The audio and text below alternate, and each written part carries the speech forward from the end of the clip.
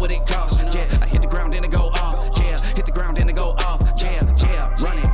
Ooh, I really feel it's my time, think it's my year. Yeah. Good morning, everybody. Happy Wednesday. Welcome to the morning show here in Stock Market TV. It's the best morning show in finance. I'm Spencer Israel here with JC Parets, Steve Strazza, Chart Wizard Alfonso, lurking backstage. I see you, Fonz. What's going on? A couple quick things before we get started today. First, I wanted to do a quick PSA. Did you guys know that you can see all the upcoming shows on our channel? If you go to our website, stockmarketmedia.com, I'm going to pause the YouTube video there so it's not distracting. You go to our website, go to the homepage, right? You scroll down. Look at this. First of all, this is today's show, today's guest, right? You can see David Settle, CMT, Market Scholars will be on. But look, scroll down. Look at this. Upcoming episodes right there. The full schedule for the day. There it is. It's convenient in one place. So check it out. There it is, stockmarketmedia.com. Also, other PSA, ask and ye shall receive. I saw some feedback complaining or asking us to segment out the morning show, to segment out the timestamps so you know what gets talked about when. We can do that. In fact, we did do that starting yesterday. So now, every day, after the show is over, I will go in and segment the timestamps, and you can see, at 4 minutes, 30 seconds, we're talking about this. At 10 minutes, we're talking about that. So, feedback. Always great. Always appreciated. All right, let's go. It's the morning show. Where's my intro? Come on now. Good morning, chat.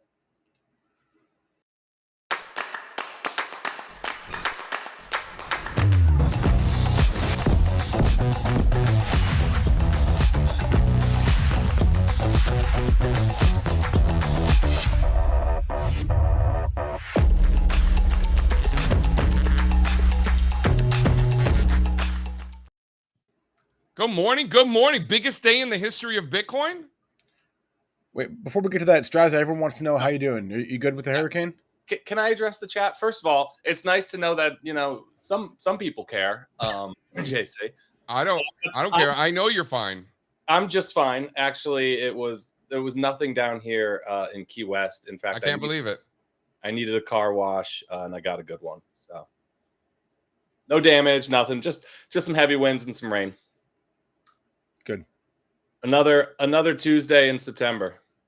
Yeah, no big deal. It rains a lot in South Florida this time of year. I don't know if you guys heard. It's just another day. I'm not worried about him. Strazza's a pro now. Strazza, how long you been in the Keys? But apparently, no, it's a Cat 4 now, so parts of Florida will be impacted, just not us down Are you there. officially, how you have to live in New York for 10 years to be a New Yorker? Does it work like that in the Keys? They have like a system here. You become a freshwater conch first. Ooh. And a saltwater conch, I think, is 10 years, and I'm just about there. But saltwater conch. Yeah, maybe. No, I guess I'm freshwater at this point. Yeah. Okay. All right. Well, does the audience even know what a conch is? It's the big shell. It's a giant shell. The ones that you listen to it, you could blow into it like a horn. The Key West high school teams, the Key West Fighting Conchs. Yes. Not many sporting events taking place down in Key West, so the high school is a big deal, right? Big local culture down here. Local would tell you that they live in the Conch Republic, not Key West. That's right. Yeah. That's right. They hated us, man. We would play against them, and I mean, it's a bunch of Cuban kids going down, and these racist bastards were like throwing things at us. I mean, they didn't like the Cuban kids coming down there. I believe it. Listen, sports. This was a long time ago. This is in the late '90s, but still. No, sports are big down here, and whenever Miami's in town, it's a big deal. All right, question for you, since you're Miami and now a Northeast guy: conch chowder or clam chowder? I'll tell you a story about some conch chowder outside of this show, but I'm the clam chowder guy. Clam chowder. Me too. New England over Manhattan. That was going to be my next question. Thank you. All right. New England over Manhattan. See how I'm not biased over here, right? I'm not biased. I appreciate all good things. I tell it like it is, New England does it better. What do you want from me? It's delicious. Yeah. It is delicious. Kind of a big deal yesterday. Can we get into it? Was it the biggest day in the history of Bitcoin? Does anybody buy this theory? I don't, but I keep hearing that it is. What are you saying? It's the biggest day in the history of Bitcoin. I'm not saying that. They are saying that. The kids. The laser eye people and the diamond hands and the orange theories. I don't think anyone's saying that. And if they do, it's just a byproduct of the fact that they have not had good news in a long time in this space. What are you talking about? We had the best news ever like a couple of weeks ago. Fidelity, Vanguard, all these guys coming in. I'm saying since last year, it's been bad news after bad news after bad news just thrown at this group. Even this year earlier, as we were rallying before all this fun news came out, it was SEC suing Coinbase, things blowing up. It was a big mess. What do you say we take a look? Let's do it. Audio.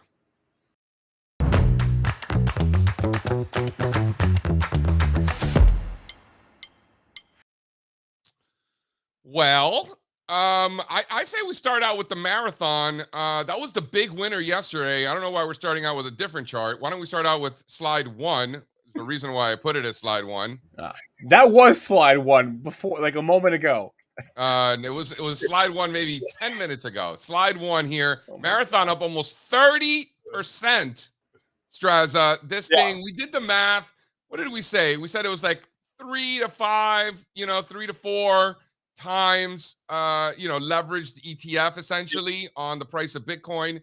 This was like a 5x on the movement of Bitcoin yesterday. This went up almost 30% yesterday. Let's clarify what we mean when we say that, right? That they're levered plays. Really, all we mean is when Bitcoin is up, when JC is saying 3-4x, he means this stock is going to be up that many multiples of the price of Bitcoin. And that's more or less what you see and did yesterday. Yeah, Bitcoin's up 1%. This is probably up 4 or 5. Bitcoin was up 5%. This thing was up 30. This was a big move. Caught my attention. Started getting in.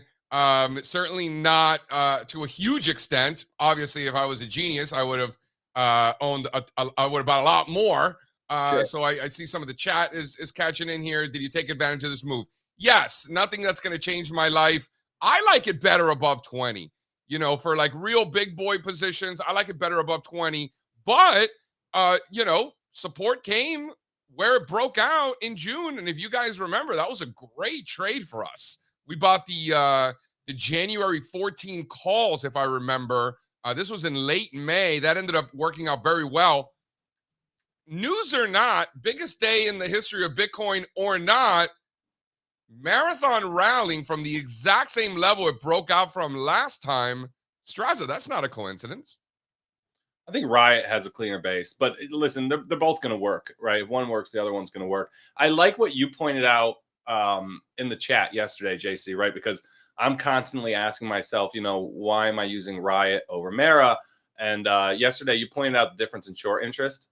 On days like yesterday, when these things are just ripping and there's no ceiling in sight, that short interest matters, right? So that was probably a piece of why they outperformed Riot yesterday too. The data I have is a couple of weeks old, but Mara's got twice the short interest of Riot. I think the Mara short interest is over 26%. Riot's more like 16. It's the only data we have. Come on, SEC. Come on, SEC. I like how Jason Shapiro the other day on the show was like, the CFTC should come out every day. It shouldn't be a once a week thing. It should be every day. We have the data. We have the technology. I hadn't quite thought of it like that, but he's right. He also makes the point about how underfunded these agencies are. And you would think that this is like one of the most important government agencies that we have is, sort of regulating securities and commodities and stuff like that. Come on, guys, get your shit together. Report the short interest much more accurately and timely. Why don't we zoom out here? Take a look at slide 4. I think this is a big one here. Shows Ethereum and Bitcoin finding support over the last year. Where? Right at those prior cycles peaks. Like this is the chart, Strazza, that keeps me optimistic on the space. That keeps me, thinking constructive. Notice how we might not always be buying these cryptocurrencies and we might just be neutral, but we haven't really been shorting them at all. And it's because of this chart. So we're either not in it or long, and this is the chart that sort of has dictated that, at least for me, right? You like my mentality there? Yeah, totally. You know, when we zoom out, our long-term outlook, it's this one, and then more tactically, it's zooming in and drawing that support and resistance at 25, where we have several touches since just last year, and now we're digging in and holding yet again, right? So it's like for me, it's we got 25, and as long as we're above 25, it's the base building process is still running its course, and eventually we probably resolve higher from a nice reversal pattern. 30 is that confirmation, though, right? There it That's is. the big 30. level. So we failed there 4 weeks in a row. I remember I was at the beach. When was this? This was in June. It was a Friday. You guys were in Asia, and I called you. No, sorry, this was in July. Excuse me. You guys were in Asia. I remember I talked to you on the phone, and I'm like, I got out of everything. I'm out of everything. You're like, wait, what? And I'm like, dude, Bitcoin failed at 31,000 4 weeks in a row. Spooked me. It hasn't fallen that much since then, but it's kind of saved me some aggravation, definitely. I mean, no, you were absolutely right. I gave you a hard time about it, but it's not like I was in common in these things. But if I was, you wouldn't have wanted to hold these Bitcoin miners over the past month and a half at all. Been cut in half almost. Yeah, no, definitely. But man, 31. Bitcoin takes out 31. I don't think we stop in the 60s. This is going to a hundo. Yep. So that's like where my head is at. And if it goes to 100, it's probably going to 120, 110, 120 with that $100 roll, and it tends to keep going. So that's where my head is at from a structural standpoint here. Why don't you take a look at the Coinbase MicroStrategy? Interesting how MicroStrategy looks a lot better, not even a little bit better, a lot better than Coinbase. And someone on Twitter, I CC'd you on that. I thought that was an interesting take. I'll tell you exactly what he said. So shout out to Instrafid. MicroStrategy equals Bitcoin. Coinbase equals Bitcoin plus altcoins. And that was an interesting perspective. See, I didn't see that, but I was just going to say the same exact thing. MicroStrategy looks better because it looks a lot more like Bitcoin. Yeah, totally. And yeah, that's fine. But I still think at the end of the day, and this is why Coinbase moves so much with Bitcoin, that's going to drive their business. And I think, investors and the market is probably pricing the stock accordingly. I don't think it's pricing it for, major altcoin fees in the future. It's Bitcoin. It's Ethereum. It's the big guys. I guess MicroStrategy looks a lot better, man. Because it's Bitcoin. No? Totally. I'm with you. These are my two favorites right now. I'm drawing Coinbase a little bit differently than you. We've been drawing that level at 85, 84-ish for over a year now. Still going to draw it there. And I think you could jump the entry, jump the base breakout, get confirmation at the pivot highs. But I think you can get an early here. This would have triggered an entry yesterday. Love this as a vehicle right now. I like MicroStrategy even more because, like you said, it's cleaner and that base is definitely. You like it above 85?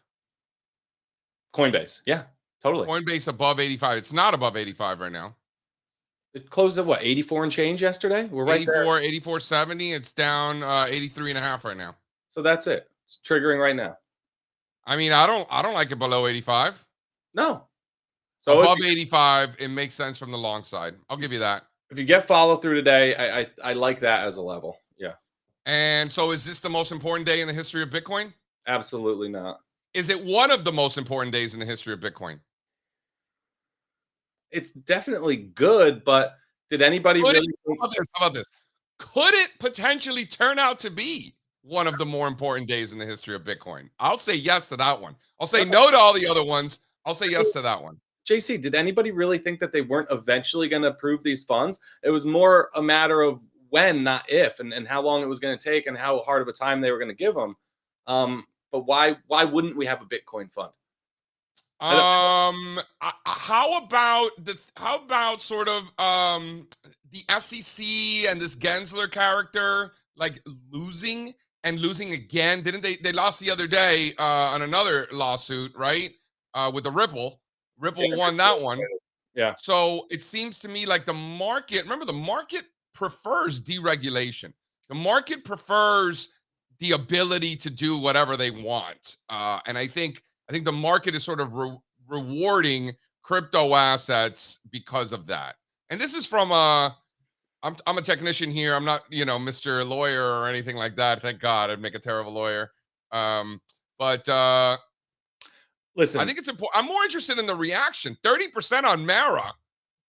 And they stuck the landing and close at the highs. Now, granted, one day doesn't make a trend. We say that all the time around here. So I'm looking for some follow through into the end of the week. I got to tell you, if this fades and they fade that whole move, this is going to be a disaster for a long time. So now it's up to the bulls. Can they stick the landing?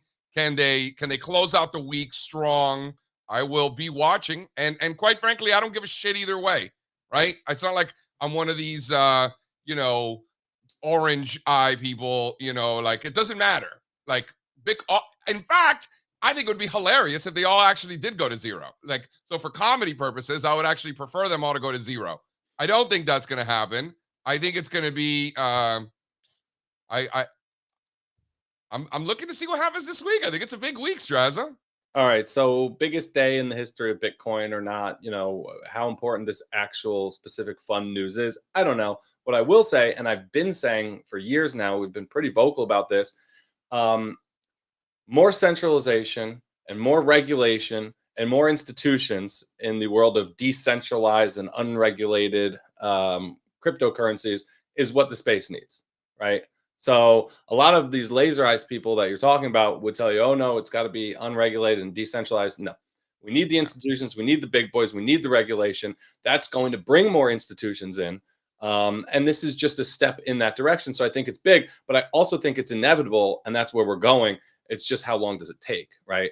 I got muted. I got muted on a Twitter Spaces, right? Which shockingly is actually the first time I've ever been muted on a Twitter Spaces. You would have thought that they would have muted me earlier. So fun fact, took me that long to get muted.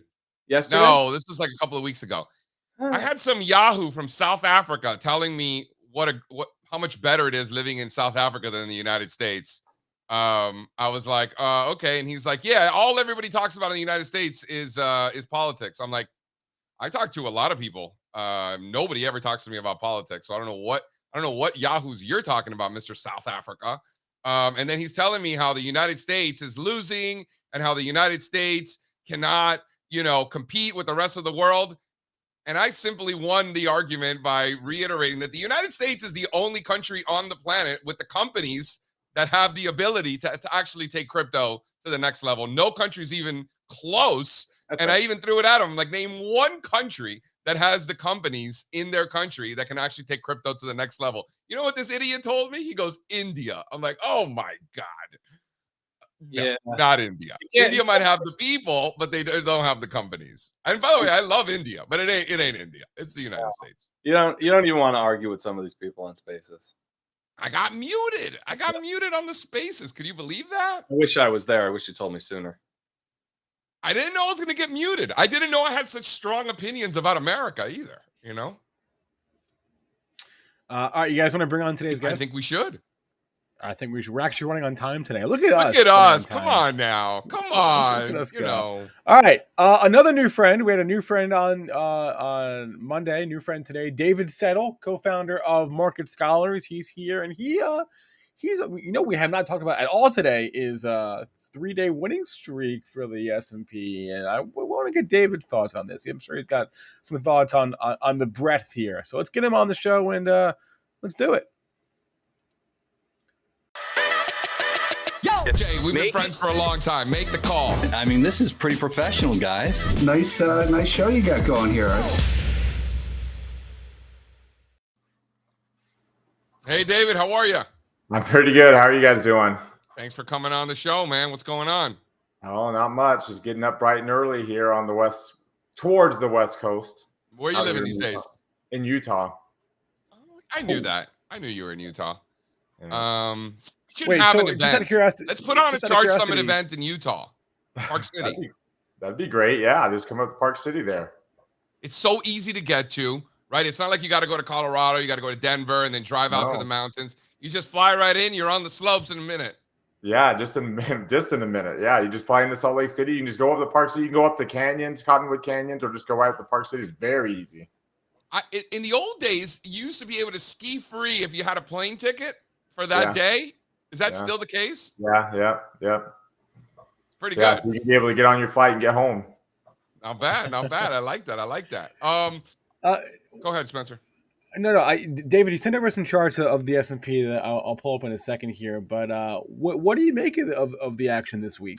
It's been a great little turn. Yesterday's move in particular, the first couple of days there wasn't a whole lot of action there, but yesterday's move in particular made a lot of headway. Like we jumped up above some important levels in the short term.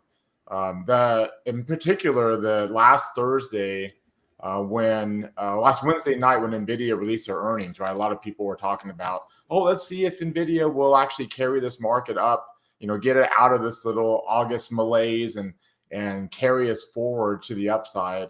And then it rallied, right? It rallied huge overnight. And this would be I believe the first chart I might have sent you. But the S&P rallied overnight. And NVIDIA did, and then it dropped, right? It dropped hard, and the S&P dropped hard on Thursday. But it set a high point there at the open, and then yesterday's move easily cleared that high point from the open on Thursday, that NVIDIA open. And then now, of course, you can see they're clearing the 50-day moving average, clearing the 30-day moving average. It was 6-week moving average. So that was a pretty significant move. That changed the direction. Your discussion on Bitcoin about how important of a day it was, I think part of the other reason why Bitcoin had such a good day, besides that news-driven event, is there was a pretty clear move towards risk appetite yesterday. A shift. And growth. Yeah, and high growth. It wasn't just these crypto stocks. All the ARK components were ripping. All the speculative tech trade was really. ARK had one of its best days in a long time. David, tell me what you're looking at. Rates stopped going up. Yeah, sure. That had a lot to do with it. Rates had one of their biggest down days in a while. David, talk to me about market internals. I see in your second chart here is this percentage of stocks above the 50-day. I had my one-day rate of change indicator up yesterday. It looks like you're using the one-day rate of change here on the percentage of stocks above the 50, right? Yeah. This is kind of get an idea of how big of a change. Yeah. I've got that 20-day moving average on it as well, just to kind of see when there's a shift, right? Mm-hmm. So not only was it like big high growth, which is usually a day of low breadth, right? When high growth and those magnificent 7 stocks do so well, but yesterday it was a really, really good breadth all across the board. As you can see, a pretty significant jump in the number of stocks jumping above their 50-day moving average, not quite above its moving average yet. You can see it's just a little bit below its moving average. But usually when it does make that shift above its moving average, it does so with a pretty significant jump. So we had one yesterday. If we can follow through with this here in the next day or two and get above that 250, that 240, the moving average at 241, by getting above 250 at 50% level, I mean, that would just show just how significant the change is in sentiment from a breadth standpoint. Yeah, it's interesting. We had some new 52-week highs yesterday too. That list is starting to expand. Yeah. The new highs and new lows. I look at that as well. I didn't send that over to you, but the new highs and new lows index, I think I did. This would be the 7th chart. The new highs and new lows index here. It did get above its moving average as well, and it's about to clear. If you can get some good follow through with some good breadth again, it's about to clear that 0 level, which would be a significant shift in sentiment that we might be done with this little August drop and ready to. I mean, all we need now is like a 10% move, and we're right at 4,800. And the 10% move on these kind of runs would be nothing, right? That'd be a very easy move to make. And the strongest stocks are already heading back to their old highs. Oh yeah, for sure. Or already making new highs in the case of NVIDIA, which you can argue is the strongest stock. So the leaders continue to lead. The laggers continue to lag. David Settle, one of us, CMT, like we say, one of us. Let me, us technical analysts, us CMTs tend to look at sector rotation and take that very seriously. How about consumer staples making new 52-week lows relative to S&Ps yesterday? Yep. That doesn't seem like defensive rotation.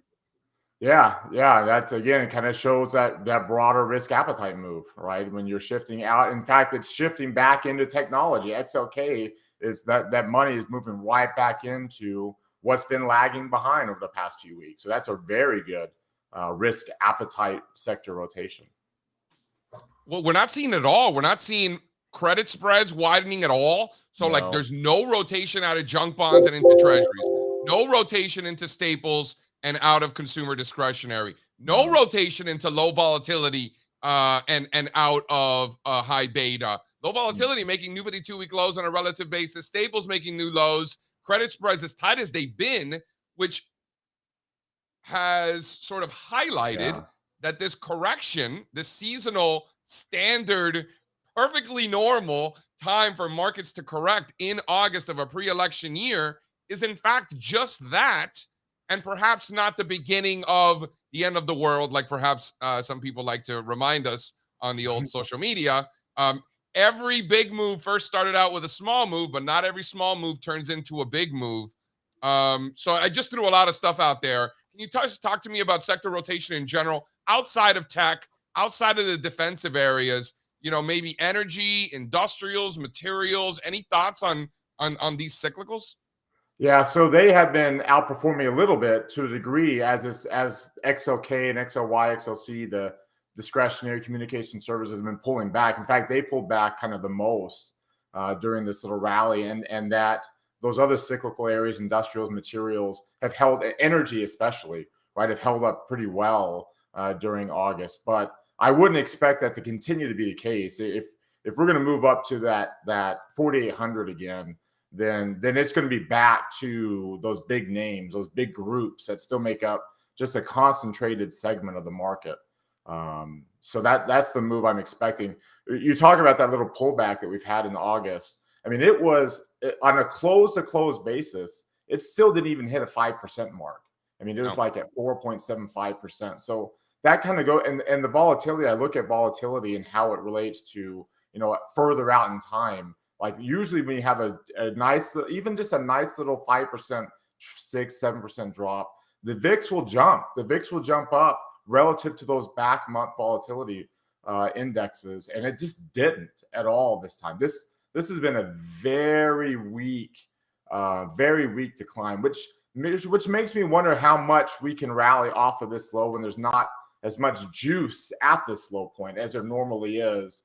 But still, it kind of goes to show just how strong this market, how strong the trend has been in 2023, and how strong. I mean, it's almost like 2021 or post COVID low 2020, where the market just wouldn't drop 5%. It just would just keep going.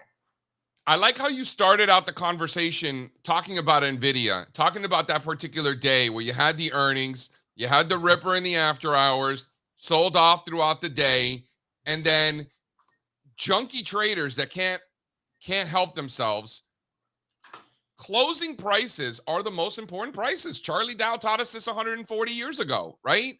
Right. But the junky traders are more focused on what happened after hours, what happened throughout the day, and completely ignored the fact that NVIDIA closed at a new all-time high, right? On both an absolute and a relative basis, right? And this parabolic top in NVIDIA that we keep hearing about doesn't look like a parabolic top at all. It looks like a healthy consolidation. In my experience, parabolic tops at least look like parabolic tops, right? Maybe it turns into one, maybe it doesn't, but at least it looks like one. This doesn't look anything like a parabolic top. This looks like a healthy digestion of gains, and it keeps making new all-time highs, again, on both an absolute and a relative basis. Yeah. There's no bearish about that.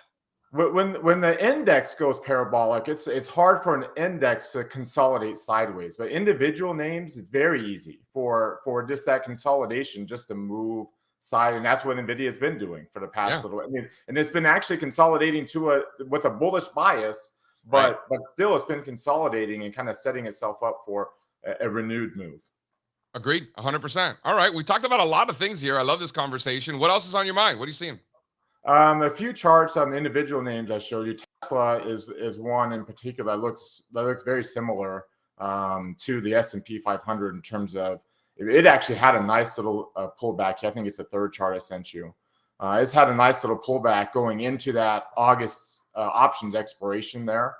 In fact, a lot of times I look at stocks when they break the 50 to kind of fill in that gap between that 50 and 200-day moving average.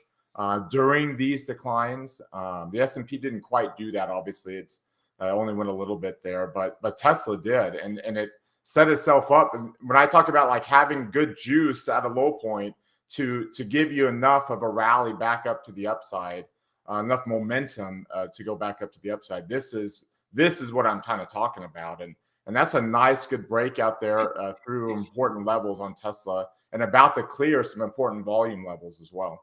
David, can you tell us how you're using the PPO as a momentum indicator in this chart? And maybe, I used to use it instead of the MACD. Maybe speak to why you have that on here instead of the MACD, which most people know. Yeah, so it's very similar to the MACD. It just normalizes the MACD, especially on high price stocks like this. I can move from $100 to $300 in a matter of like 7 months. Like to have a normalized MACD, so that you can compare especially over longer time frames. For most stocks, it might take multiple years to go from 100 to 300. But that's kind of why I like to use the PPO instead of the MACD there, just especially on high price stocks like this, to have some normalization there. Right. So you can get a read on extremes, and they should always kind of be the same for a stock, regardless of the change in its price, because the MACD is just looking at price itself, right? So if that stock increases by a couple $100, then the new MACD readings are going to be a lot higher than the old ones, right? Yeah, off the charts. Yeah. And so, especially again, if you're looking, because I like to look at longer term charts, and I like to compare, the momentum now compared to momentum maybe on a move 5 years ago, just to see how strong it is for that individual name. And PPO allows you to do that, and allows you to kind of compare from one stock to another that might have different price levels too. I'm with you. Yeah. You can get upper and lower bounds, but you can't do with the MACD. This is an underrated indicator, maybe the most underrated. Yeah. And yeah, like you said, that's what those green dots and red dots are. Those are upper and lower bounds for whatever time frame I'm on here, in this case on the 1 year chart. So like, we've had enough where the PPO got negative, and it's just cleared, its moving average there, and about to clear above zero, which means when it clears zero, that means that those short-term exponential moving averages that I have colored there, they're about to cross. The 8's about to cross above the 17, and that's a good signal for a change to positive momentum, which is clear to see when you see, Tesla breaking above, that 240, 245 level. I mean, that was a good breakout move yesterday for the stock. Can we just all, the three of us, agree that the most underrated indicator of them all is price? It's not underrated. You don't think it's underrated? I think it's underrated. Not by the three of us, but just generally speaking by investors. Oh, not by technicians though. I mean, if you're an investor, right? Forget CMTs. If you're any kind of investor, trader, it doesn't matter the time horizon, and you're wondering and you're asking yourself, or you're talking with a colleague about whether you should buy a stock or an index or an ETF, before doing any homework at all, shouldn't the first thing you do is go see if what direction it's already going in? Right. Like, yeah. Is it going up? Is it going down? Is it going sideways? Like, before doing any other homework, like whatever silly fundamental analysis you might be doing about book value or whatever it is that the people look at these days, like, shouldn't you just first just take a peek? Is it going up? Is it going down? Is it going sideways? It might take you 3 seconds. It might. But how many investors skip that part? Yeah, all of them. I like to use a lot of these indicators mainly to help me gauge where significant highs and lows are, because ultimately higher highs, higher lows, lower highs, lower lows. I mean, that's what dictates that trend. But I mean, anybody can look at a chart and find, well, there's a high or there's a high, and so to kind of help me be consistent again from one stock to the next. That's one of the biggest reasons for a lot of these oscillators and different momentum indicators like the MACD. How much work outside of equities are you doing? How much intermarket work do you bring into your process? Oh, quite a bit. Yeah, quite a bit. In fact, I mean, this idea of that we might be heading into a new expansionary period. Whenever I look at how long-term bonds are performing, it's not very common for us to start a long-term expansionary bullish period here with long-term bonds as extremely oversold as they are. So when you look at, I like to see that old classic, John Murphy, intermarket relationships with how currencies move first and then bonds move and then stocks move. And we just haven't had that bullish move in bonds that usually precedes a good expansionary period long term. I still think because of where bonds are, I think equities might still be kind of towards the end of an expansionary period more so than the beginning of a new one. It's interesting. Love a good John Murphy shout out. Oh yeah, right? I'm definitely a Murphy disciple. You see those books back there? They're all the classics. I got them too. Some people are like a Weinstein disciple, like our friend Brian Shannon, for example. He'll tell you all day he's a Weinstein guy. There's a few Weinstein guys. There's also William O'Neill guys, like all the IBD, you know, all that stuff. They're William O'Neill guys, and that's great. And listen, I love Weinstein and O'Neill, no beef, all good. I'm a Murphy guy. Yeah. I mean, you know, it just resonated with me early on. That's the one, intermarket analysis. That's my favorite. It's a good one. I like the OG book. The first one kind of gets you going. Yep. You know, when people are like, "Oh, JC, what books should I read to learn more about technical analysis?" While the answer is Edwards and McGee, right? Technical analysis of stock trends. The Murphy book is an easier read, right? Oh, yeah, for sure. Like, you know, I don't want to scare people with the Edwards and McGee. It was written in the 1940s. It's very long. You got to read it.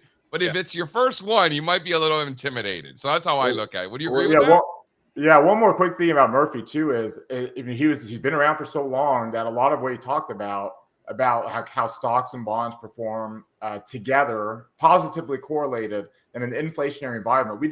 We hadn't seen that for years, right? Until like March of 2021. All of a sudden now stocks and bonds are moving in the same direction. I think it's like blowing people's minds because we just haven't. How long has it been since we've been in a truly inflationary period where they've moved together for such a long time? It's funny you mentioned that. You know who's got a great chart? We got to get him on the show, Jim Bianco. Yeah. Jim Bianco was actually trolling me online. All good, we're friends. He was trolling me online when I was buying bonds. So, we'll get him on and I'll stick it to him. I love Bianco. He puts out a great chart. Remember that chart, Strazza, where he shows the correlation between stocks and bonds going back, I guess 60, 70 years. And when the market's worried about inflation, like you just alluded to, stocks and bonds are more tightly correlated. When market's worried about deflation, then that's where you see that negative correlation. It's really fascinating. It's a great chart. He gave a great presentation all about that in DC at the symposium last year. Yeah, where were you, Dave? Oh, I wasn't there. Yeah, one of these days I'll get over there. So you weren't at the New York one a few months ago either. They don't let you out of Utah? Come on. I'll get out of there. Come on down. Come to New York. Have some sushi with me. I'll take good care of you. Don't worry. Ask Spencer. He'll tell you. Legendary. Next year. Well, all right. This was fun. I'm glad you came on, David, because I don't think we've ever met, and I'm a big fan of your work. So we'll have to have you on again. I appreciate it. Thank you very much. I love your guys' stuff too. I dropped the link to his handle and his site. Market Scholar is there in the bottom. Check it out. David, thanks a lot, man. Hey, thank you. We'll talk to you later. All right. Later, Dave. Go get him, Tiger. Look at us. We should do a charge out. Reaching outside of our network, making new friends. I'm enjoying these interviews with people we don't know. Let's stop having our friends on. Talk about the same things we're talking about on the phone every day. Hold on. Can we talk about this event that we're having in Park City next year? We've talked about this. Dude, that's great, man. My skiing is in a major bear market, and I need to get back at it. So I'm down. As long as it's in the winter, please. I don't know. I guess you can ski around there. I don't know. We'll ski in the summer. We go down to Chile. Have Charge Summit Chile. Sure. Guys, for as long as I have known JC, he always has to be planning an event or a trip or a project. You're always planning something. This guy just got back from Asia. He's already going back to Vietnam. He's making fun of me. In 2 weeks. All right. Question in the chat. This book specifically is not the big John Murphy one that JC is talking about, which I think is just called like technical analysis of something. It's called Technical Analysis of Financial Markets. Yeah. So this one is my favorite Murphy book, which really gets into the stuff that we were actually specifically just talking about, like the relationships between asset classes. It's called Intermarket Analysis by John Murphy. And like JC said, much easier read, a lot smaller than the first one, and full of great stuff. What's the more recent one that he dropped? Like Intermarket Analysis 2? There's another one. I don't know, man. You can still read him. He still writes every now and then. Yeah, no, there's another book that he dropped more recently, like in the last 10 years. I have it. I moved. It's in a box. I'm building my bookshelves as we speak. I'm looking forward to whipping out some old ones. Listen, I think it's called Intermarket Analysis 2. This time it's personal. all right. Okay. I don't have I don't any think time that's what for it is. games today, guys. I brought some good charts. You We did. got You did. important stuff to talk about. Can we talk about? We have a question from the chat about Microsoft. Can you throw up slide 1? Because we be slinging them puts, son. We slinging them puts. Were you slinging puts there, Spencer? No, I was not. Slinging them puts. And you know what? If you're going to do the Apple, I think you just buy the calls because this thing's about to scoop and score. Well, we sold the puts on the Microsoft, and that had little or nothing to do with the fact that Microsoft has been underperforming Apple. Look at these two charts. Apple's stronger. Apple's holding those former highs. Microsoft's stuck below the former highs. That's right. Big difference. You know, we talk a lot about breakouts and how they're not all created equal. You really, everything else equal, you want to see a stock breakout, take out a resistance level, then retest it or consolidate from above. In the case of Microsoft, it kind of flirted with the breakout, but always remained below that overhead supply, telling us that it might still have work to do and for there to be more sellers to absorb there at that level. Apple, on the other hand, already got it done and is just kind of checking back in on that level. We would much prefer the former than the latter. The update, I was off by a year. It was actually 11 years ago. And the book is Trading Intermarket Analysis by John Murphy. Trading Intermarket Analysis, not Intermarket Analysis Part 2. This time it's personal. That was a fake news. Trading Intermarket Analysis by John Murphy, published Circa 2012. All right, Strazza has like a dozen charts to talk about. So didn't let me talk about my charts yesterday. You're not letting me talk about them today. Should I go up in the morning? Yeah, let's start. What is it? Slide 12? Is that it? I need my own bumper. We got to figure this out. We need a name. Let's ask the audience. So we need a name for Strazza's segment. We don't want to call it Steve's Corner because we have too many corners here already. More corners. I like the Strazza Spotlight, but I don't love the word spotlight. So if anybody has, and we love good alliteration. So we're going to ask the chat GGP thing. We're going to ask that later today. But if anybody has any ideas for Strazza's segment, feel free to chime in on the chat. And if we choose your name, we'll send you a free t-shirt. Right, Spencer? See what I did there? I can arrange that. You like that? Yeah, I can arrange That's that. called motivation. Incentivize people to chime in. Strazza's spaz session. We're 0 for 1. Like we're 0 for 1. No, we're 0 for 2. 0 for 2. The Strazza zone's not a bad one. Again, I really like the alliteration. All right, Strazza, which chart you want to start with here? Should we do the mystery chart? Yeah, why don't we do the mystery chart and then we'll bring on Kimmy. What do you I don't know what the mystery chart is, to be clear. Where's the mystery chart? I don't even see it in the deck. It should go right up here before it is buried. Where is it? Too many charts. There it is, 21. 21. I went right past it. Never too many charts. Always not enough. Okay, I'm gonna have a bumper made. We don't have it made right now though, so we need a name before we can have a bumper. This is a thing that we can probably do, once a week or so. Just a guess that chart or mystery chart segment. Strazza is the only one that knows this chart. Well, actually, I know it too, but Strazza made this today, so let's bring it up on the screen now. And in the future, I'll have some good old fashioned Jeopardy music to go with this. But first, I gotta tell you, I don't know what this is, but I want to buy it. First person to guess this ticker in the chat gets a free t-shirt. How about that? First of all, no. The goal of these things is not to guess what it is. That defeats the entire purpose. It's about deciding with an unbiased perspective, because you don't know what it is, on what you would do with this particular chart without knowing what it is. And I buy this all day. Buy it all day. No questions asked. If we're above the 2021 highs, you own it. All day, no matter what, no questions asked. Okay, we're still everybody's still going to guess what it is, and that's fine. I know, but that's stupid. You're defeating the whole purpose of what we're doing here. Trying to guess what it is. It doesn't matter what it is. That's the point.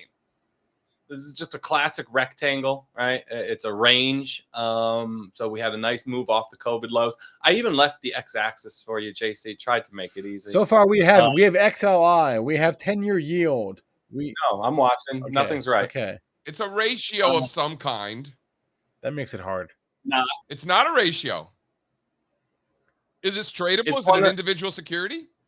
it's one of the largest companies in the Yeah, world. Wow, one of the largest companies in the world, huh? You can't do a ratio for this segment. It'd be too hard. But Of course you can do a ratio for this segment. In fact, he's going to do ratios all the time, buddy. So you better get used to it. I'm gonna do ratios upside down with custom index. okay, Spencer. wait a moment. Spencer's putting guardrails on our mystery chart. Get out of here. Do you guys want to know? Are we good? Is everybody Yeah, done because guessing? as soon as the market Okay. opens, I'm going to buy it. Just tell me what the damn stock is. Is it Mike? Is it? Ding, ding, ding. Joseph, Sal, say. It is MasterCard. I was going to say Yep. MasterCard or Visa. Credit Services, they're actually the 21st largest public company in the world. All right, so this is MasterCard. Flipping the book. I'm flipping the book long MasterCard.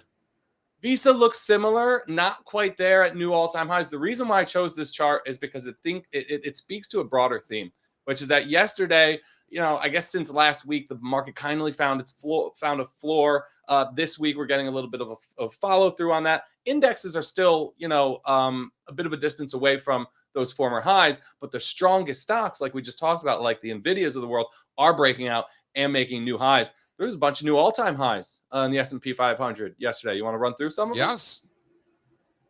Let's do it. Let's go right on down the line here. I brought some that stood out. This is not all of them. It's not an all-encompassing list, obviously. Do we have charts? Well, we talked about Old Dominion. Old Dominion hit new all-time highs yesterday, right? They start on slide 13. Yeah. So Marsh and McLennan, We talked about this a lot. Reinsurance, baby. Yep. Next. TJ Maxx talked about this the other day. Morgan likes it. Bull market. Next. My wife spent so much money at this company that we need to own it as a life hedge. It's a life hedge. Old Dominion Freight Line. This is always the first back to new highs within the transportation space, even within industrials. One of the strongest secular leaders out there. This is one of the greatest stocks in history. Yep, and it's one of the greatest, least talked about stocks. Yeah, because nobody is this a trucker? Yeah, nobody cares about truckers. Yeah, they're great. It just keeps marching higher. Next. And this is why we do this exercise, right?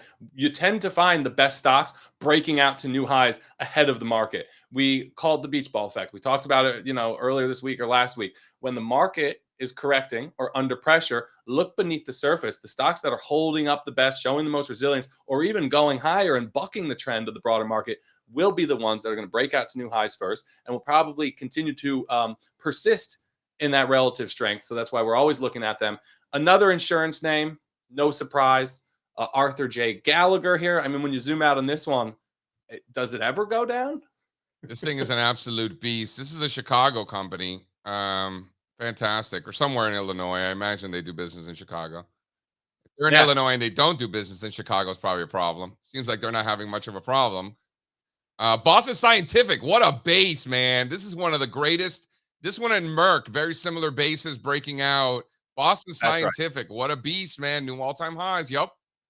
So you got the base breakout. We talk about this all the time. We love these patterns. If you miss the actual breakout, and a lot of times these breakout take time. Look at just right here. It took Boston Scientific, since it ran back to these former highs from the dot-com bubble, it took it, 3 years to finally get that breakout. Now it's high and tight, coiling in a short-term continuation pattern. 55 is really that level. We're there right now. You could buy a resolution from that short-term pattern if you missed the base breakout back around 46. This is my favorite one. This is your favorite one, BSX? Yeah, and I like that comparison that you made to Pfizer and Merck. If you throw up, I think we have that triple pane chart next.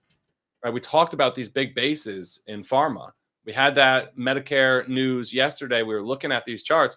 Boston Scientific is Merck in this example, not Pfizer or Bristol Myers. Right. By the ones that are breaking out of these massive bases. There's a good or a high likelihood that they enjoy a nice fresh leg higher. But all the obesity drugs, these guys are killing it. No pun intended. You guys made me laugh, but none of these ideas are good. Hopefully the robots do better. What ideas are good? Oh, Look at the names. throw up the Novo Nordisk, throw up the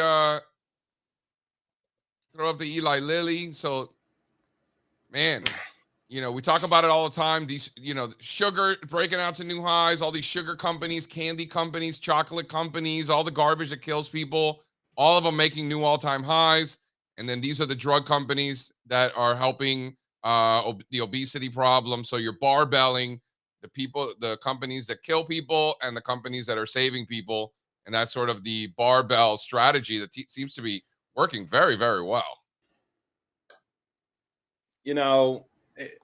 It's a thing. Weight Watchers is trying to get into this business. This is like I like it when the sell side upgrades Weight Watchers to overweight. It gets me every time. All right, if you're wondering where Kimmy is, she's okay from the storm, but she's having just technical gremlins today for whatever reason. Her video feed keeps freezing. She can't hear us, so we're going to skip Kimmy's segment today. She'll be back tomorrow, but she has internet. She's online. She's okay. She's still trading, but I don't think the storm has even hit her yet. I think it's still in Florida. Just drop the link so that they can just go straight to her room. Yep. Just don't even watch the rest of this show. I'm just kidding. Of course, watch the rest of the show. But if you want to join Kimmy's room, show's better. If you want to join Kimmy's room and trade along with her, there it is on the screen. Check it out. And she's calling out her trades as she's making them in real time, not talking about them the next day like we do here on this show with her. So there it is. Check it out. Okay. Did we get through all those charts? I was sorry. I was busy talking to Kimmy. I wasn't paying too close attention. Yeah, fine. I had one more. I don't know if we have the chart or not. Have you guys ever heard of this Broadridge Financial Solutions? Yeah. Ticker symbol BR. Yeah. So this is a software stock. Apparently, pays 1.75% dividend. 20 billion, 22 billion market cap. What are they doing different than other tech stocks? They're doing something very different, right? This is one of those things where like it's not what it looks like. If you want to throw up slide 1, this is like investor resources and PR. This is like financial reporting software. It seems. I don't know how I've never heard of this. You have. Yeah. It's come out like on our scans before. You know this name. No, I mean never heard of the product. Software. Thanks, $22 billion. But this isn't a tech stock. It doesn't look like a tech stock. It doesn't trade like a tech stock. It's technically a tech stock, but like you said, this is more like this is like an accounting stock. It's clearing. It's middle office, back office, so accounting. This was a spin-off of ADP, so it's like it's like financial. Wow. This should be an industrial. They should have kept it, huh? Yeah, this number is one. It should be an industrial. Number 2, it looks like an industrial. No, JC, you're right. This is professional services like ADP, Paychex, those companies. Intuit is such a monster. I was looking at that chart today too. Why do you think they label this as technology? You think they're just dumb? Because it's still software, right? Like ADP offers software too. When everything is a tech stock, you can put it somewhere or you can throw it in tech. That's the world. But ADP is a industrial stock. Right. That's my point. This one should be too. Maybe because this is software for tech company, it's just because there's probably some intern or like entry level employee at S&P Global sitting there like, oh, where are we going to categorize this one? I don't think like too much like thought or care is really going into. You think it's the intern? I don't know. I think there might be. I'm going to give him a little more credit. I think there's a rhyme. I think there's a reason for it. They do a bad job is my point, and you're better off not paying too much attention to it. Look at what the company does and think about what it is. And if its chart looks more like industrials than tech, then you treat it like an industrial. This is industrial. I'm with you. Look at that former resistance turning into support, right? Just like John Murphy wrote about. Am I right? But whenever the point is, right, whenever one of them looks different than its peers, it really stands out. And this doesn't look like most tech stocks right now. S&P and MSCI are the ones that control the sector class, the GICS classification. So maybe it's an intern at both places. I'm not sure, but anyway. Maybe it's the same intern. Maybe they share interns. Maybe. No. If you look at Morningstar, they might have something in a different sector than these other guys. It's not uniform. Take a look at slide 2 there, Spencer. I thought it was pretty uniform. I thought that was the one thing. It's not uniform at all. No, I see it all the time. That one, really? Yes. See that former resistance turning into support? Man. What? It's pretty sweet, huh? Wait, that's the whole point of having the GICs, though, is that we can all agree on the 11 sectors and the stocks that go in them. If we can all agree on one thing, is that we're never going to agree on that. MSCI and MSC or MSCI and S&P might have agreed on a standard classification. They don't agree. They disagree all the time. No, dude. Yeah, I see it all the time because I have the Morningstar sectors on one of my programs, and it's very different. And then if you look at the even like what they categorize as an emerging market or not an emerging market, MSCI and S&P are very different also. Not very different, but they are different. Strazza Plaza. Guys, it's terrible. These are terrible. Strazza Plaza. Jazz with Straz. I mean, I can't think of anything worse. That's a terrible name. The Strazophere is not the worst one of the bunch. The Strazophere is kind of cool. I kind of like that one. It's not the worst one of the bunch. Strazza's Situation Room. Come on now. No. All right. Strazzercise. Strazology. The name lends itself to puns extremely well. Strazza Spectacle. Strazzamania. I don't hate that one. The theme of the show is I'm just going to talk about one chart or one theme, spend a minute on it, and then JC is going to come in and discuss. Strazza Circle, Strategon Strategies, Strazza Sectors. Come on, guys. Strategies. Okay, you want to do a hot corner? Yeah, I got one. You got one? Go ahead. Okay. All right. Hot corner. So hot right now.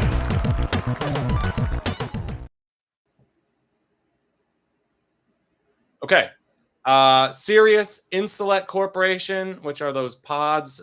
Zimmer Biomet Holdings, Lyft again. This is their chairman.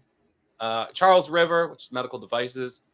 And Nerdy, which is smaller than we like to mess around with at about 750 million in market cap. All Form 4s, all ugly charts. So I went right on down to the unusual options activity. Ginkgo Bioworks Holdings. This is an omics biotech stock, ticker symbol DNA. Listen, with something like this, is a $4.6 billion stock. It's an ARChy name.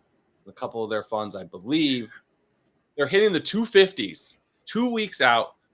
There's little to no options activity in this name. So those are really my favorite option splashes because the unusual activity really stands out when you look at a chain and there's like little to no open interest, and all of a sudden somebody hits it with 6,000 contracts. These guys are making a big bet just over the next 2 weeks here that the stock moves another 30 cents to the upside and more. Look, if this thing runs to $3, then those calls are worth 50 cents. It's a big win for them. But nice and out of the money. I like the way this base is shaping up. I see why they're using 250 here. Momentum is in a bullish regime. How about the chart work on this? Wow, great chart, team. Look at this chart work, huh? JC, how about that MACD crossover? Does that get you excited? Not trying to get you excited. I brought all these extra pains to get you excited. The relative trend is starting to confirm. Momentum's in a bullish regime. I got a MACD cross. I like how it changes colors in the bullish regime. That's cool. The MACD crossover, I guess if you're into that sort of thing, I'm not. I can program. I like to, honestly, you know me, man. The most important indicator for me is price. And I like that massive bearish to bullish reversal sort of setting up. What about just in general? I know you don't necessarily love the charts, but just in general, you sticks. They're all terrible. Yeah, fine, but listen, a stick from each of them. You got a stick from the CEO of Sirius Satellite investing $1 million. Stick from the CEO of Pod Insulet Corporation investing $1 million. Prashant. You see that chart? Why do we know this Prashant Agrawal? Why do I recognize that name? That's not the Twitter CEO. Oh, am I just? Is that who you're thinking of? I don't know who I'm thinking of. What was his name, Spencer? The old Twitter CEO that was fighting with Musk? He was there for 10 months. Dude, that guy sucked. It was something Agrawal, wasn't it? I don't know. But that guy was worse than the other guy with the beard. He wasn't. No, he was on Twitter for years. He got put in an impossible position being the CEO for 10 months, and Musk bought the company. Yeah, whatever. This guy's like a PE investor type of guy. His background was, if I remember, in PayPal and eBay. I think he was a CFO at one point. You think he has a death wish here, investing $1 million on Lyft? Think it's a bad Why would move? you do that? I mean, why would you do that? Clearly, he doesn't think it goes lower. I tried to institute a new policy to not even talk about this weak trash stock on this show, but I feel like we still talk about it every week. Why? Just What's can't your get beef with Lyft? Who cares? It's just there's no reason to talk about it. You buy Uber in that space. All right. Buy the leader. Well, clearly, this gentleman right here, Prashant, didn't get your memo. He just dropped the. He probably wishes he was the chairman of the board of Uber. I'll bet. Probably. Yeah, that's probably fair. I'll give you that one. And Guess Jeans. Hey, look, we talked about Abercrombie and Fitch, American Eagle, whatever the hell other clothing brands we were talking about last week. Guess Inc. They went all the way out March 2024. Who knew that? Who knew that Guess even still existed? Chart doesn't look terrible, right? No, they just came out with a great. They had a great quarter, great report. And they're, oh my gosh, they're holding on to those gains and then some. Nice. Nikki in the chat, the momentum RSI that I had on there is exactly the same as the standard RSI. I've just color coded it to reflect the regime. But because it got overbought, it turned green. It'll turn green after an overbought reading, and then it'll flip back to red after an oversold reading. I kind of like that. That's pretty cool. It's fun. I could send you the script. It's easy. No, you can keep it. Why don't we tell the folks where they can get the hot corner? There are several ways to do so. First off, I do want to mention that the hot corner, it goes to your email, but it's also posted on our website, stockmarketmedia.com, if you are subscribed to it, and it is free. If you want it, email me. Well, email us, I should say. Us, because it's not just me on this email, but questions at stockmarketmedia.com.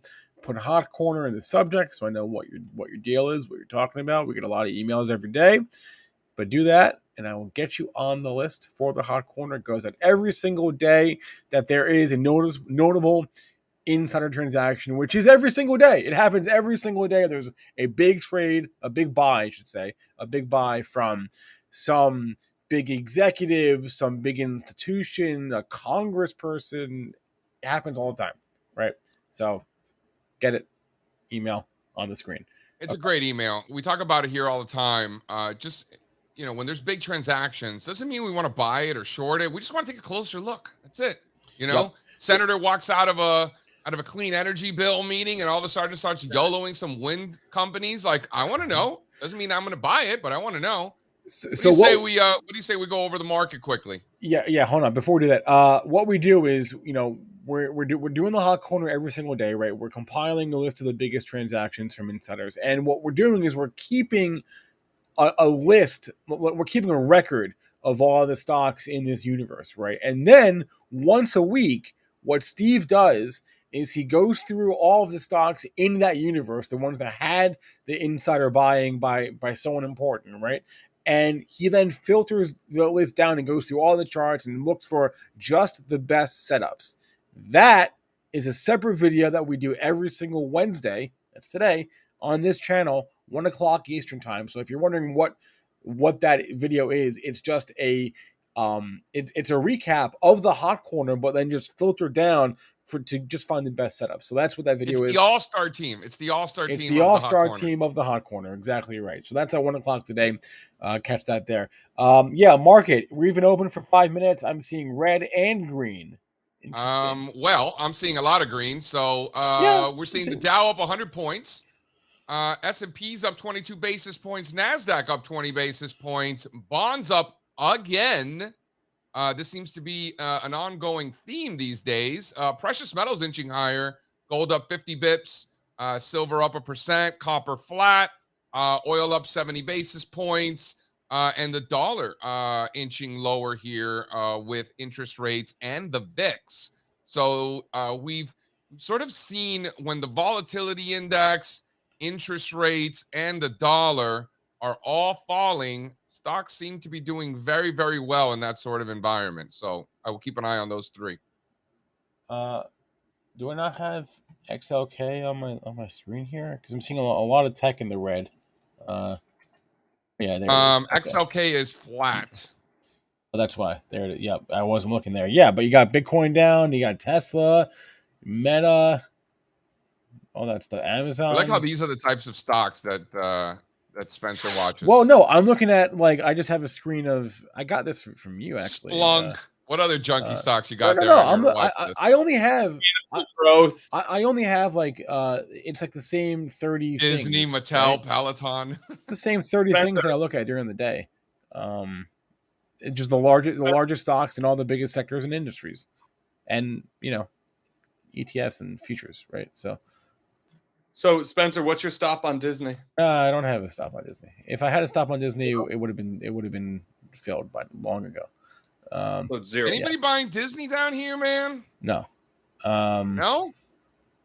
I mean, I'm not, but I mean, yeah. If you do actually care about movers of the day, the big loser is Ambarella. They had earnings, so they're down 20%. Starbucks ripping again. HP had earnings, they're down 10%. Box had earnings, they're down 8%. Which HP? Not Helmerich and Payne. Sorry, HPQ, which is the printer company, not to be confused with HPE, the enterprise software. Yeah, the HPE is way better. Well, yeah.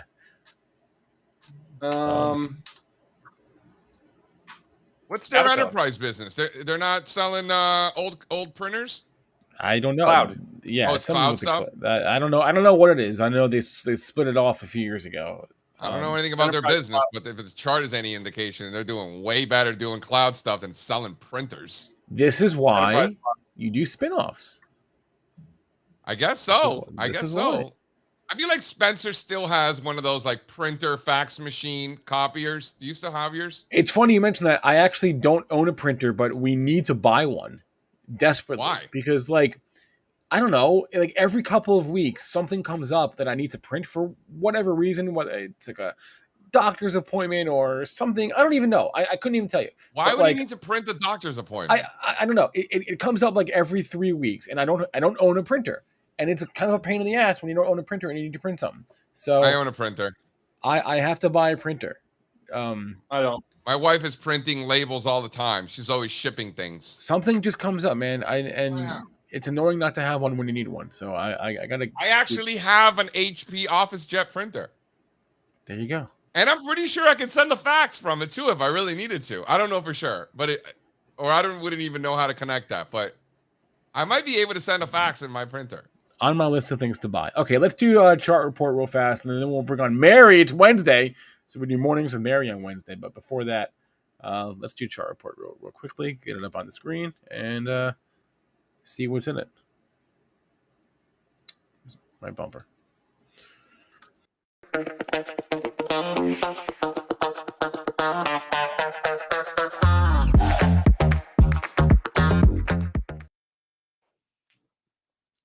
Like this chart of the day, interest rates failing at the highs. Chart of the day. Yes, it is. Zoom out a little bit on that guy. Chart of the day, failing at those highs. I mean, that was my bond purchase. It wasn't really complicated, and it's working a little bit. It's not, I wouldn't say it's working a lot, but it's worth keeping an eye on. That move yesterday in tech, what is that signaling for interest rates? Don't know. Oh, that's a great quote of the day. I'm a big Todd Harrison fan. Again, if you haven't seen this video yet, you really should check it out. Pat talked with John Netto last week, who's profiled in Unknown Market Wizards, and the guy has a strategy for trading economic events, Fed meetings, Fed minutes, CPI, jobs numbers. Talked all about that. I watched it. It was a great video, great conversation. Great video that Pat did. I like the Cali Cox. You have no idea the physical toll rates rates have on me. That episode of The Office, I thought was pretty funny because when I got snipped, which was like, I don't know, maybe 4 or 5 months ago, I remember playing this video for my wife, being like, "Are you sure? Because I ain't reversing it. Like, you better be sure that this is what we're doing." So that was pretty funny, actually. That's a great scene. Good meme. Good meme. Good meme. Better episode. Apple City expects them to raise the price of the iPhone 15 Pro $100 to $200. Everybody buys it anyway. What's the read on that? Where's that on the chart What? report? Nah. No, he's just saying, Oh. Steve, what am I gonna do? Not buy an iPhone? Come on. Right. Can we talk It's a about the staple. NAIM chart there from Ryan Dietrich?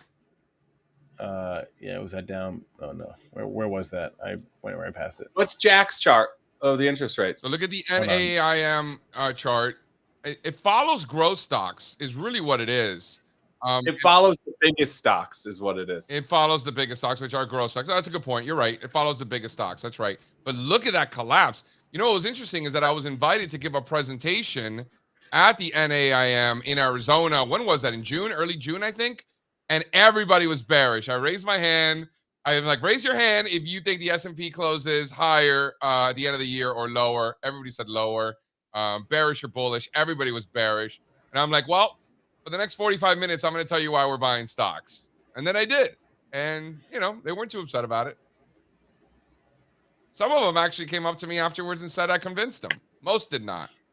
And they got steamrolled for not listening. I like this, though. This is super bullish. And this is what you need in a bull market, right? You need the speculators or money flows to keep doubting the market. And that's what I think Jason Shapiro was on and alluding to when he was talking about speculators. Yeah. And how he wants to see them, what do you say? He wants to see them chase and not get in and buy. Not buy the dip, dip, but chase. Correct. So this, I think, kind of speaks to that same sentiment where it's like, you know, we have a little bit of a pullback and these fund flows just follow price and they flood out and get on the sidelines. Now they're incremental buyers for the next leg higher. So this is the fuel for the fire for an ongoing bull market. I thought that was an interesting perspective Jason brought. I like that guy. Yeah. Excellent. All right, get the chart report. It's free. There's a link on the screen. It's a great compilation of all the best tweets and all the best charts from around the world of FinTwit every single day. Pat does a great job. Okay. So, question in the chat, Spencer. Can we go there? Yeah, and then I'm going to bring Mary on. What's up? How are we still feeling about energy if tech continues to rip higher? See, the beautiful thing, Josh, about energy stocks is that they're not tech, and the beautiful thing about tech stocks is that they're not energy. And the nice thing about the broader market is that they could both work together.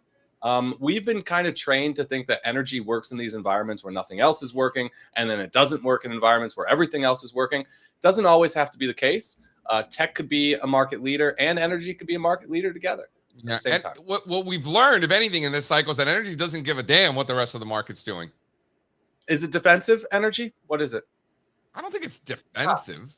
It's just different. It's different. Sometimes yeah. It's like Notre Dame, you know? Yeah.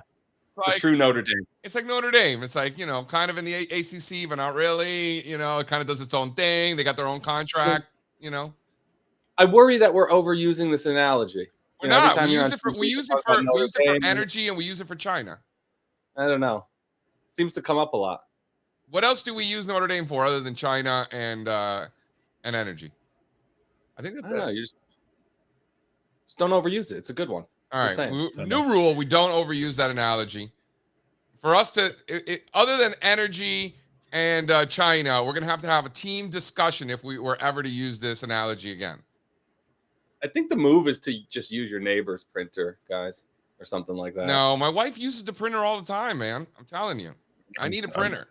Telling you don't need it, and then until you on my desk. There's no place for me to put a printer here. I don't have a printer. Nobody puts a printer on their desk. First of all, Strazza, you have a separate table, a separate place for the printer. I don't know. Put it on the floor or something. That's what I'm going to do. I have 3 TVs in my room, no printer. Why do you have a TV in your room in 2023? Who watches TV? Seriously, there are 6 screens in this tiny room right now.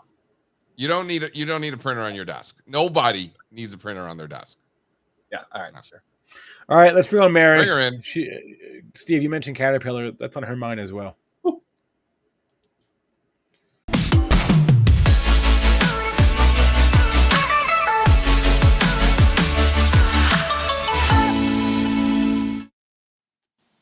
You know, good morning. Mary's bumper makes me really excited to go and see this new Barbie movie. I haven't even seen it. I like it. Neither. It was solid. Spencer has. Spencer saw it on opening night. Might have seen it 2 or 3 times by now. No. All right, Mary, you told me that you're watching crypto, of course, shocker, and Cat. So tell me Tell me what you like. What charts you like here and why. I see you, Mary. Caterpillar. Hey, well, Okay. I can't take credit for this one because this was a JC call. Was it Monday you were talking about this one, JC? Caterpillar had this nice little, move back up and yeah, and against last week's lows. So I put this trade on Monday, and so far it has been working out really nice. And Alfonso gave this chart to me, so he mentioned that Steve's put the anchored VWAP there, or the swing high VWAP, and so might run into some resistance here. But especially if we get going above that VWAP, then I think game's on. Yeah, can I make a point about this? Yeah, because we're seeing a lot of these setups over the short term right now, where something has broken out, looks good, but it just threw back, checked back to some level of interest where we can get in and define our risk, and that's good, right? To buy support. But I always want to be proven right and quickly, right? So I want to know, like, where do I get confirmation and really feel good about this trade, maybe double the size and finish my position, whatever.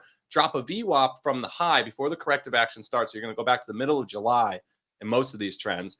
And once we take that out, for me, that's the confirmation. So if you bought the retest in something like this, like Caterpillar, then you get the confirmation on the VWAP reclaim, which I think is coming, right? It's happening right now. Yeah, absolutely. Like what Strazza said about sort of getting confirmation quickly that you're right. I would add to that and say one of the reasons I like this so much, because you get confirmation of being wrong very quickly. If I'm going to be wrong, I want to know right away. And a trade in Caterpillar against last week's lows, if we're going to be wrong, market's going to prove that right away. I really like that a lot. Yep, same here, because you can have a nice tight little stop loss there, and you're not risking that much. That's right. Yeah. Look at us all getting along. Nice setup, and it makes me wonder, when is John Deere going to get it into gear? Hey, now. I haven't looked at that one, but that would make sense. We love overlaying these two charts. Caterpillar has a lot more international exposure. They're not exactly the same, but both heavy machinery. It's the same group, and they do trend together over time. Deere was kind of leading, over the past couple of years. It's been leading Caterpillar. Now you're seeing Caterpillar lead Deere.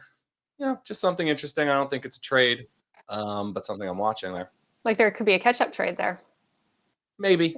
Yeah, Caterpillar and Deere, two of the top components in the industrial space. Honeywell, you could probably throw in there as well in that group. You got. When I think industrials, those are some of the names that I think about right away. I'm not thinking about truckers. I'm not thinking about, you know what I mean? Those, like when I think industrials, I think these big conglomerate machinery, engineering. That's where my head is at. Can we talk about how big these credit card companies have gotten? I was looking at that yesterday with the MasterCard chart. I mean, these companies are massive. You can name easily off the top of your head, using just big cap tech, right? The Magnificent, whatever. You can name those, right?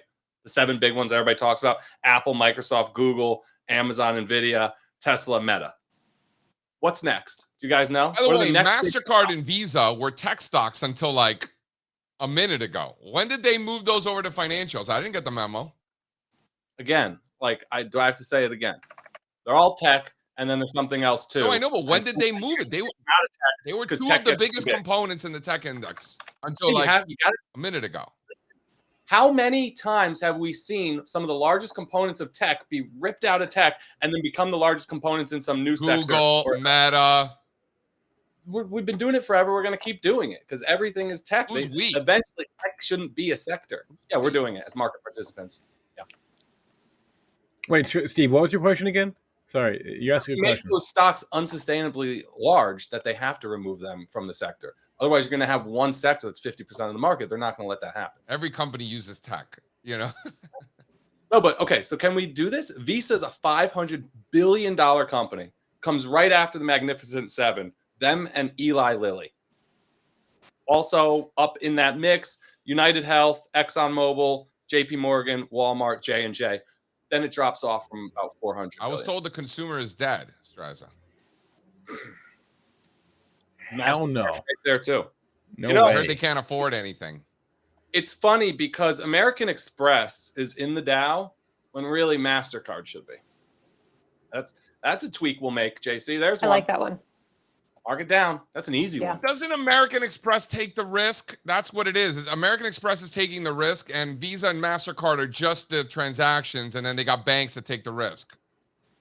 Oh, that makes sense. I don't even know. Look at me. Come on now. Who's the Mr. Fundamental? Come on. Chart is always look different. So you're saying they're a bank too? It's a little bit of a different model. Did they take American Express and put it in financials, or was it always in financials? American Express was always financials. Ah, there you go. So maybe they are doing some good work at these S&P Global and MSCI. I doubt it. Now you're giving them credit. No. Maybe it's not an intern after all. All right. Probably. What else we got, Mary? What else are you watching? I know you were YOLOing some miracles. Yeah, you guys. Well, yeah. Well, okay. I feel honestly, I feel like I got just stupid lucky yesterday because, Bitcoin. If you bring up the Bitcoin chart, I was looking at it early in the morning after the market opened. And JC, you and I were talking about how last week it was holding that 25,000 level. And I found that interesting. It had been holding that for about 2 weeks. And I know you guys don't use all the indicators, but on the MACD, we were getting a curl and a cross on the daily chart. And then on RSI, we were making higher lows. And I was looking at this with, the 2-week consolidation, and I thought, I feel like a move is coming. And so I actually started buying into Mara, MSTR, coin. A nice diversified mix. Yeah, I like to, spread the money around. And this was all before that move happened. And it was just dumb luck. And I pinged Steve and I was like, hey, Bitcoin's looking kind of spicy. And within minutes, that move happened. And yeah, it was a lucky day for me. I thought you pinged that to me because of the move. I wasn't even aware of it at that point when I pinged you. It had either just happened or was happening as I was typing. Sometimes when you're good, you get lucky. But kudos to Mary. You put yourself in a position to get lucky. I mean, there's nothing wrong with that. I promise you, Mary, you're gonna get unlucky. I've been there and done that. So, take it. There's nothing wrong with it. It's all good. It's all good. I like it. I like where your head is at. Let's see how these things. I'm curious to see how these things close out the week. The fact that they were able to hold that initial thrust off the news yesterday, go out at the highs, was very impressive. Certainly exceeded my expectations. Let's see how they can close out the week. I'm impressed, and I'm not easily impressed. I'm very skeptical usually, but I will tell you, I admit that it is impressive so far.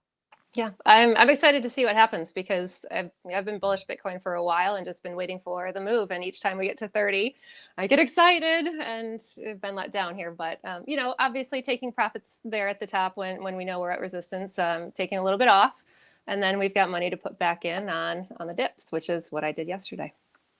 Bitcoin takes out 31. I'm mortgaging the house. Seriously, let's go.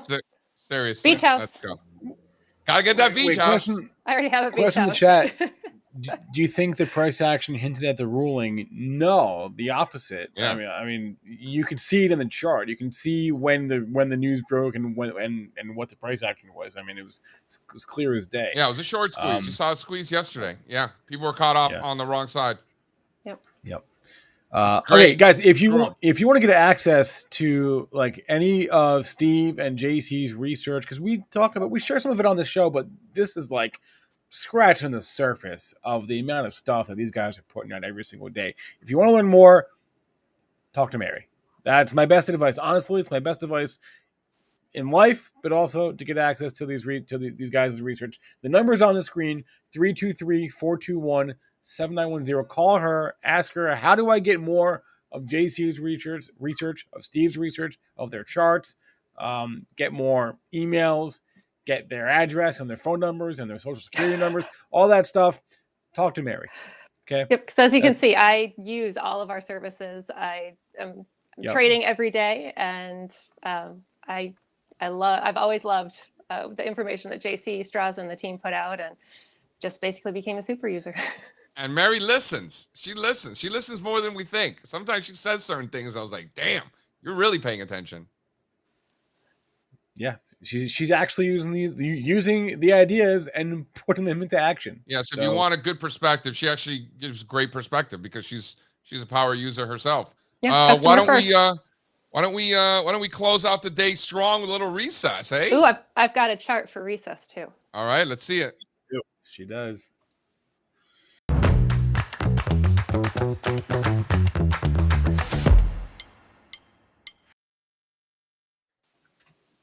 All right, Mary, what do you got? What is it? All right, throw up Wait, my I've chart, got- Spencer. Do you have Dig it? it out. I Okay. got it. Well, let me since dig I'm it not going to be on here Friday, I had to bring this chart along because this is the day that I'm on. There it is. Now, this is the chart that I am super bullish on. U of M, go blue. Michigan #2 here in the AP Top 25. I am so geeked and excited for this football season. Can't even begin to tell you about all the excitement that's going on here at my house with the game starting on Saturday at noon. So I see I don't know, Michigan here's something's- ranked #2. How many games have they won so far this season, Mary? There haven't been any games There haven't yet. been The any first game- games. It's almost like this doesn't even matter. Well, I have to point out though, JC. I mean, I don't see Miami. Yeah, here. That's These because they rankings haven't can't be played right. any games yet, Mary, you see. Oh, is that it? Closing Okay. prices that matter, remember? Closing prices. Right. Not the pre-market prices, right? This is the closing prices. When You make a is valid this- point. When is the first game? Like It's Saturday. It's this Saturday. this week? Yep. Well, So, for Michigan, yeah. Miami plays the other Miami on Friday night. Miami This versus Friday? Miami. Okay. Let's go. To quote All my right. wife, there's a Miami in Ohio. There it For the is, record, yeah. the only reason I know that is because they have a football team. And, Otherwise, I and wouldn't because know that. Ben Roethlisberger went there. Oh yeah, he did. Hmm. Yeah, he did. How about that? Mary, I want you to relish this. Not because I don't have faith in Michigan, but I have a lot of Michigan friends because I lived there for 7 years, and Right. my sister-in-law actually goes there right now. Oh, okay. But I don't want you to get hurt in like November, okay? When they inevitably screw it up against. You better not say Ohio State. I Don't say He's Ohio gonna say it. That's what he's alluding to. That's what he's alluding to because that's the game in November that's the only one that matters. Right. It's the only one that matters, right? So, Oh my goodness. so relish it all while you can. Is my my I advice. absolutely will. Yeah. And no matter what happens, football season, I mean, fall in Michigan is perfection, and you bring in football, and this is my happy time of year. Me too, Mary. I'm with you on that. What a great time of the year. It's fantastic. And I actually started. Have you guys seen the show on Netflix, Quarterback? I just started watching that last night. Yep. That follows Kirk Cousins, because y'all know Kirk Cousins is my boy. He's from my hometown. So Vikings fan through and through now, also Lions, but I mean, we know how that is. But then also Patrick Mahomes and who's the other one? Marcus Mariota. Yeah, I watched it. Mariota. Yeah, watched so it, yeah. that's been we enjoyed, my husband and I watched that last night for the first episode. So it was good, looking forward to that. So yeah, getting into the full swing of football season now. All right, I'm rooting for you guys, Mary. I am. Thank you. I know that they can often disappoint. So I want to temper expectations. #2 is great. #2 is great, but We're going for #1, Are you definitely. Michigan folks done talking about Michigan now? Yes, sorry, I know. Michigan my folks recess are took a never long done time. talking about Michigan. Never. Chart Never. one. We have a saying on the analyst team, chart or it didn't happen. I know I've mentioned it on here a couple times. I had to bring the chart along just so that you guys, you have to see this to believe it. Vietnamese tech stocks. A lot of this probably has to do with this VinFast thing, but chart's been ripping for a long time, new all-time highs. I would say most of it has to do with the VinFast thing. I don't if think had, so. I'm if I trying, had to guess. I'm trying to find the holdings for this. It's not easy. I want to give a shout out to Lou Headley. Here, throw it up here. Slide 1 on the deck. This particular gentleman from Australia, he came on, was the punter for the University of Miami. Late 20s, he owned a tattoo parlor in Australia, played like Australian rules football. What a stud athlete when he was with Miami. Actually just made the team, and he is now part of the New Orleans Saints organization, and he's officially their punter. Look out for a lot of fake punts because he is, I don't know, probably the most athletic punter in NFL history, maybe? Yeah, he's So, like a hold on. 30-year-old rookie, right? 30-year-old Giants rookie, yeah. Giants had the most athletic punter. This guy reminds me of him. He was fully tatted too. Oh, wait. Steve Weatherford, was that his name? Yeah. Oh, man, that guy was ripped. He was a monster. Look him up. But yeah, this guy reminds me of him. Dude, Freak of an athlete. what an absolute stud. And then I got one more fun fact that I did not know. Greg Maddux, one of my favorite pitchers ever. As it turns out, Greg Maddux actually has a important record, which is the most seasons with at least one stolen base without being caught at all. 10 years Greg Maddux stole a base without being caught. Most of any player in Major League history. That's a tremendous trivia question. I Tremendous. never would have gotten that in a bajillion and million years. We'll explain. This guy's a pitcher. That context matters. He's also very smart. And he's a pitcher, right? But he's also very smart, and you know, his baseball IQ is very high. And he wasn't stealing these bases because he's fast. He's like a slow white guy. Right. Like he's a pitcher. You know, pitchers are not athletes, as I was told my whole life. Right. All right, that'll be a good place for us to wrap it up. Thanks to Mary for hanging out. We always love when Mary stops by in the morning and gives us her trades and what she's been doing. Thanks also to our guest David Settle. Thanks to all of you in the chat. If you want to hit the like, we got 40 likes. Let's get to like 100 likes in the next minute. I'd appreciate that. Thank you very much. Stay tuned. What's coming up next? It's Wednesday, right? So what the fick at 11:30? Ian Culley is talking sugar and cocoa, among other things. But sugar and cocoa is gonna be the lead on today's show. And then we'll talk more commodities as well. We've got the hot corner, as I mentioned, with Strazza at 1:00. Yep. And that's how about PTPA, right? No, PTPA went out, but options trade of the week with JC and Sean at 3:00. Yeah, right. Do I have that time right earlier in my head? No, well, way off. 1:45. Whatever. It's all on YouTube and it's on our website, stockmarketmedia.com. Check it out there. Everyone have a great rest of your day. Go make some money, and we'll see you guys later. Adios. Go blue. Go blue. Run it. I can't take no loss.